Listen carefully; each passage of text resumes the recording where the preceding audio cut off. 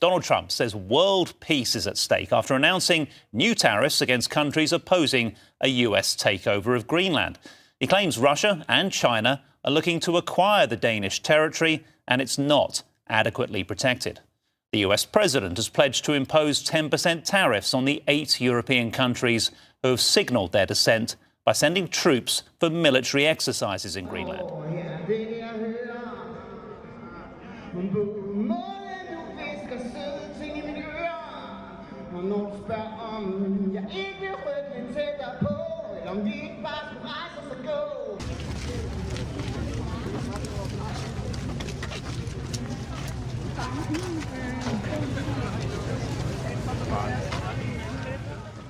Protes di Denmark bermula apabila ribuan penduduk turun ke jalan di Copenhagen serta beberapa bandar utama lain bagi menyatakan sokongan terbuka kepada Greenland dan membantah ancaman Presiden Amerika Syarikat Donald Trump untuk mengambil alih wilayah autonomi itu.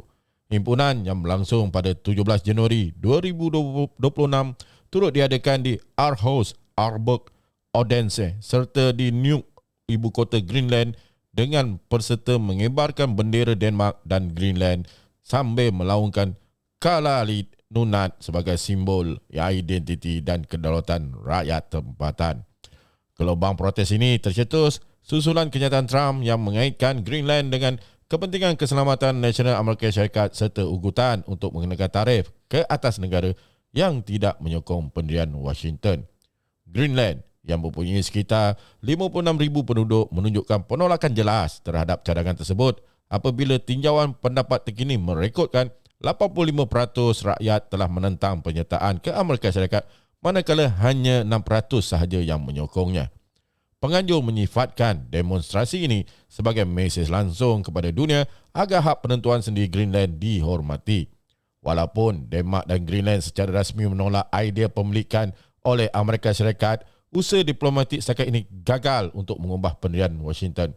Menteri Luar Denmark mengakui pertemuan dengan pegawai Amerika tidak membawa perubahan ketara manakala pemerhati melihat kebangkitan suara rakyat sebagai elemen penting dalam mempertahankan kedudukan politik Greenland pada masa depan termasuk perbahasan jangka panjang mengenai autonomi dan kemungkinan kemerdekaan.